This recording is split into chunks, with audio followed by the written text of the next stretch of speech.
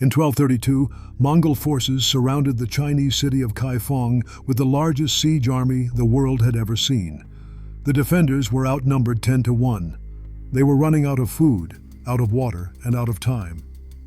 Then they unleashed a weapon so terrifying that Mongol warriors, men who had conquered half the known world, broke ranks and fled in panic. The Chinese called it the Shui, the fire dragon emerging from water.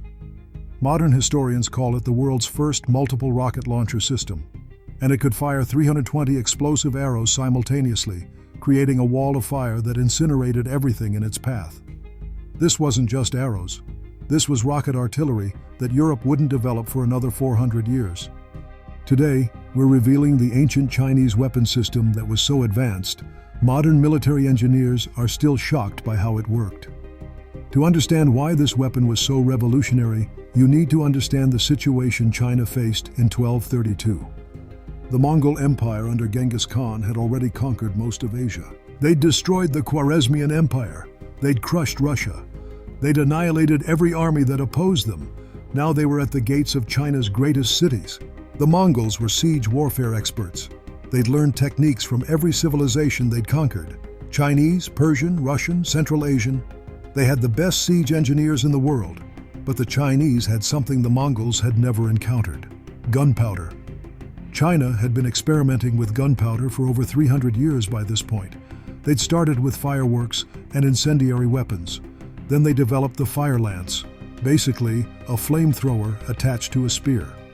But at Kaifeng in 1232, Chinese engineers took it to the next level. They invented the world's first multiple rocket launcher. The Chinese developed 3 revolutionary rocket weapons during this period. Let's break them down. Weapon number 1, the fire lance, or Huo Qiang. This was the first gunpowder weapon ever used in warfare. It appeared around 950 CE, yes, nearly 1,000 years ago. It was a bamboo or metal tube attached to a spear. You'd pack it with gunpowder and shrapnel, broken pottery, metal fragments, whatever you could find. Light the fuse, and it would shoot flames and shrapnel 10 to 15 feet, like a medieval shotgun flamethrower combo. The fire lance could blind enemies with flames, pierce armor with shrapnel, cause psychological terror. Imagine seeing fire shooting from a spear for the first time, and it still worked in close combat because you still had the spear. Historical records from the Battle of Dian in 1132 describe defenders using fire lances that made a noise like thunder and burned enemies within a radius of several dozen paces. Weapon number 2, the divine fire arrow, or Shen Huo Fei Ya. This was the first true rocket in history. Chinese engineers attached a gunpowder tube to an arrow. When ignited, the gunpowder would propel the arrow forward with explosive force, then detonate on impact. These weren't just flaming arrows. These were rocket-propelled explosive arrows.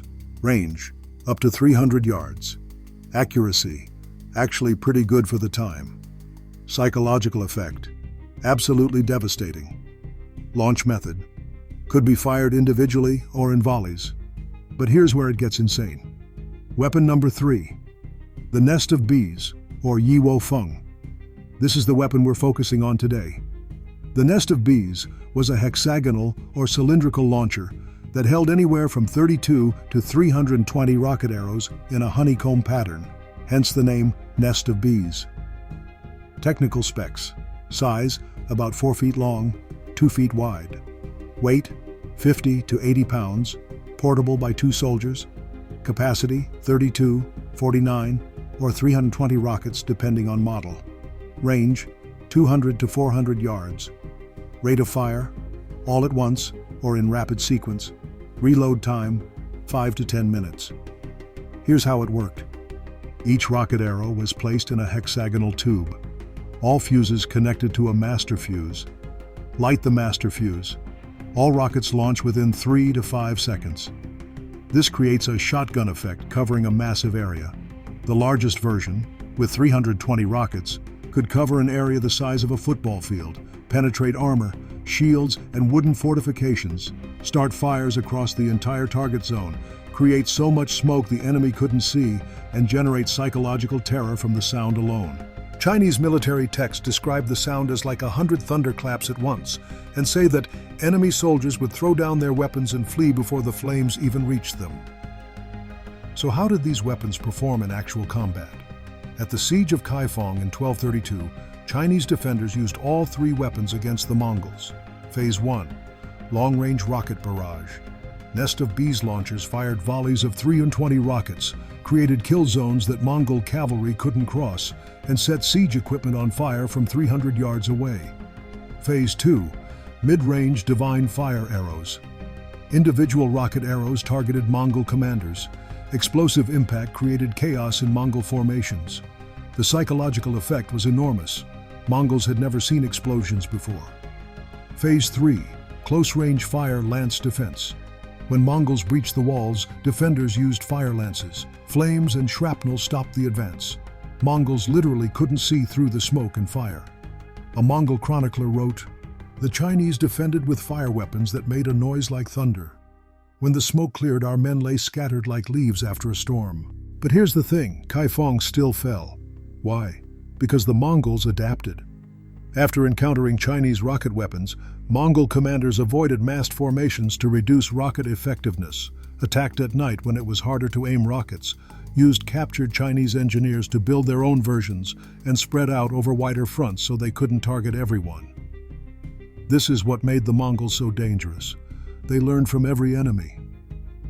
Within 50 years, the Mongols were using Chinese rocket technology across their entire empire, from China to the Middle East. And this is where it gets really interesting, how this technology spread to the rest of the world.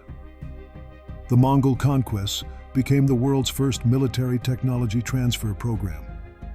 As Mongol armies conquered territory, they brought Chinese engineers with them. These engineers taught local rulers how to make gunpowder weapons. Here's the timeline of spread. 1232. Chinese use rockets against Mongols. 1241. Mongols use rockets against Poles and Germans in Europe. 1258.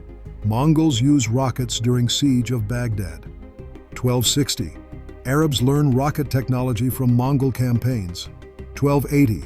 First European descriptions of Chinese fire arrows. 1300s. Islamic world develops their own gunpowder weapons. 1326. First European cannon appears in Italy. 1400s. European guns start to dominate warfare. But here's what blows my mind. Modern multiple rocket launcher systems, like the M270 MLRS used by the US military, work on the exact same principle as the ancient Chinese nest of bees. Both systems fire multiple rockets simultaneously, create area saturation effect, use honeycomb launching tubes, prioritize psychological impact plus physical damage, and are mobile so they can be moved by crew. The main differences: modern systems have GPS guidance, 20-mile range, and 12 rocket pods. Ancient systems had visual targeting, 400-yard range, and 320 rocket capacity. But the concept is identical.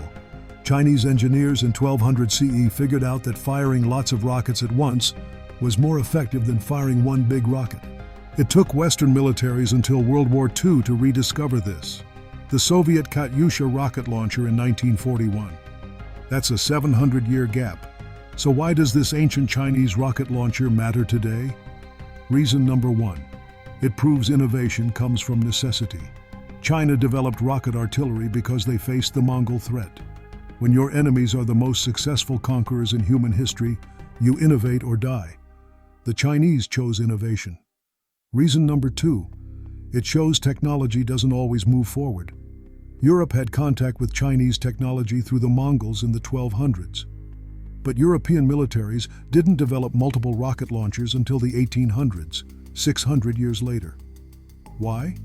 Because crossbows and later muskets worked well enough for European warfare. There was no pressing need to innovate. Technology advances when there's a threat or a problem to solve, not just because time passes. Reason number three: it challenges our assumptions about advanced civilizations. When most people think of medieval technology, they think of Europe, knights, castles, catapults. But while Europe was still using trebuchets and crossbows, China had rocket artillery, gunpowder bombs, flamethrowers, landmines, yes really, naval mines, and fire ships. Chinese military technology in 1232 was more advanced than European military technology in 1500, a 268-year gap. Reason number 4. Modern militaries still study these tactics. U.S. Military Academy at West Point has courses on ancient Chinese warfare. Why? Because the tactical problems haven't changed. How do you defeat a numerically superior enemy? How do you defend a fortified position? How do you use technology to overcome disadvantages? How do you create psychological impact on the battlefield? Chinese generals from 1200 CE solved these problems with rockets. American generals in 2025 solved the same problems with rockets. The technology improved. The problems stayed the same. The ancient Chinese nest of bees rocket launcher represents something more than just a cool medieval weapon. It represents human ingenuity under pressure. It represents the fact that innovation can come from anywhere. And it represents a truth that modern military historians emphasize. The best weapons aren't always the most powerful. They're the ones that solve the problem in front of you. The Chinese didn't need to invent the nuclear bomb in 1232. They just needed to stop the Mongols from scaling their walls. So they invented a weapon that shot 320 flaming rockets at once. And it worked. For 700 years, the world forgot this technology existed. Then in World War II, military engineers rediscovered the same principle. Maybe we should pay more attention to what ancient civilizations figured out. They might have been onto something. If you want to see more ancient weapons that were ahead of their time, hit that subscribe button.